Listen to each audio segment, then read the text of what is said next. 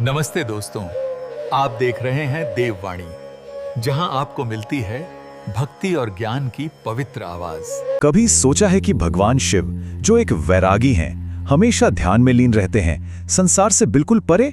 उन्हें अगर किसी ने अपने प्रेम से पाया तो वो प्रेम कितना गहरा, कितना शक्तिशाली होगा। चलिए आज जानते हैं मां पार्वती की उसी अद्भुत, कठोर और आत्मा को झकझोर देने वाली तपस्या की कहानी। तो सवाल यही उठता है कि आखिर वो कैसा प्रेम था जिसने उस वैरागी महादेव को भी जीत लिया, जो गहरी समाधि में लीन थे। ये सिर्फ एक कहानी नहीं है, बल्कि भक्ति, धैर्य और एक ऐसे अटूट संकल्प की मिसाल है जिसे आज हम परत दर परत समझने की कोशिश करेंगे। देखिए, इस असाधारण प्रेम कहानी की जड़ें ना एक पिछले जन्म से जुड़ी हैं। ये यात्रा सती के रूप में शुरू हुई थी और उनका बलिदान ही पार्वती के आने का आधार बना। तो कहानी शुरू होती है राजा दक्ष की बेटी सती से।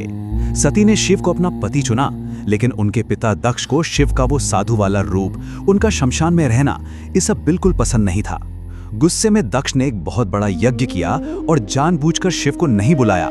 जब सती वहां पहुंची तो वो अपने पति का ये अपमान सह नहीं पाई और उन्होंने उसी यज्ञ की आग में खुद को समर्पित कर दिया। ये प्रेम का पहला बलिदान था। और यहीं से कहानी एक नया मोड़ लेती है। सती का फिर से जन्म हुआ, इस बार हिमालय और मीना के घर, पार्वती के रूप में। उनकी आत्मा को अपना वो अधूरा प्रेम, अपना मकसद सब याद था। ऋषि नारद ने भी भविष्यवाणी कर दी थी कि पार्वती का विवाह तो महादेव से ही होगा, लेकिन शिव, वो तो सती के जाने के बाद संसार से पूरी तरह दूर गहरी तपस्या में खो चुके थे।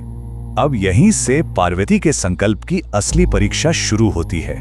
उन्होंने फैसला किया कि वो शिव को अपने प्रेम और अपनी तपस्या से ही हासिल करेंगी, और इसके लिए उन्होंने राजमहल के सारे सुख आराम छोड़ दिए और एक बेहद कठोर रास्ता चुना।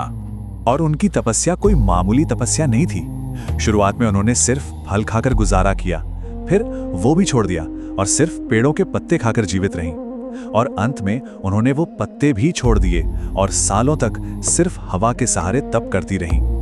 ये उनके अटूट संकल्प का सबसे बड़ा सबूत है। कहते हैं कि ये तपस्या 3000 सालों तक चली थी।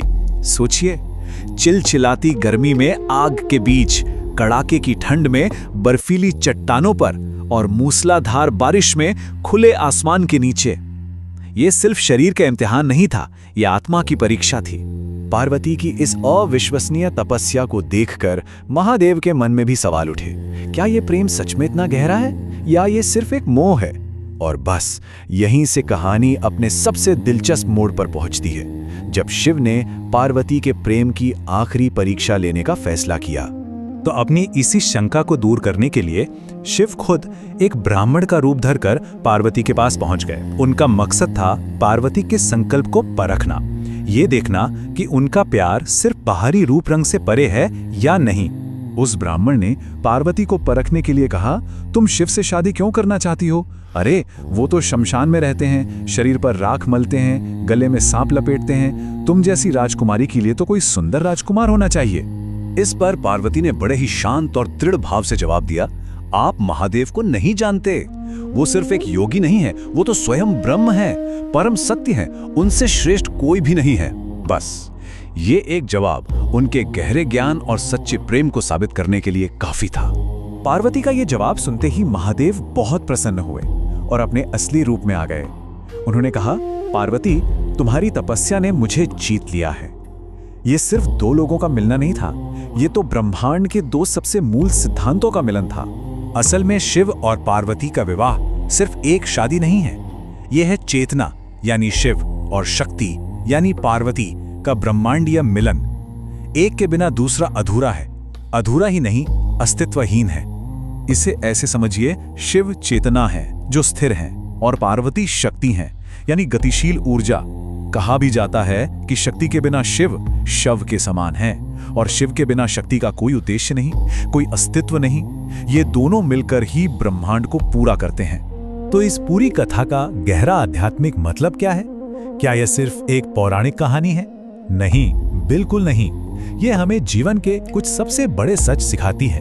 पार्वती की ये जो तपस्या है ना, वो असल में आत्मा की परमात्मा से मिलने की यात्रा का एक प्रतीक है, एक मेटाफर है। यहाँ पार्वती की शक्ति मतलब उनका अटूट अनुशासन ही शिव यानी हमारी उच्च चेतना को जगाती है। ये कहानी हमें सिखाती है कि कैसे संकल्प और अनुशासन से आध्यात्मिक तरक्की की जा सकती है।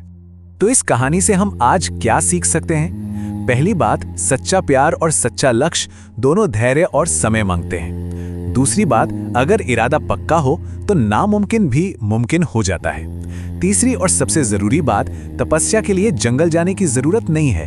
हमारी रोजमर्रा की जिंदगी का अनुशासन भी एक तरह का तप ही है। और आखिर में ये कहानी याद दिलाती है कि कितनी भी मुश्किलें आएं, आत्मा फिर से उठ खड़ी हो सकती है।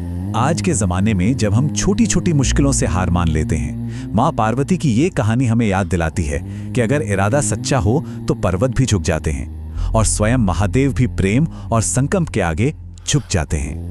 तो दोस्तों, आज की वीडियो में बस इतना ही। अगर आपको ये वीडियो पसंद आया हो तो इस वीडियो को लाइक करें, शेयर करें और हमारे चैनल को सब्सक्राइब करना न भूलें। बेल आइकन को जरूर दबाएं ताकि ऐसी धार्मिक और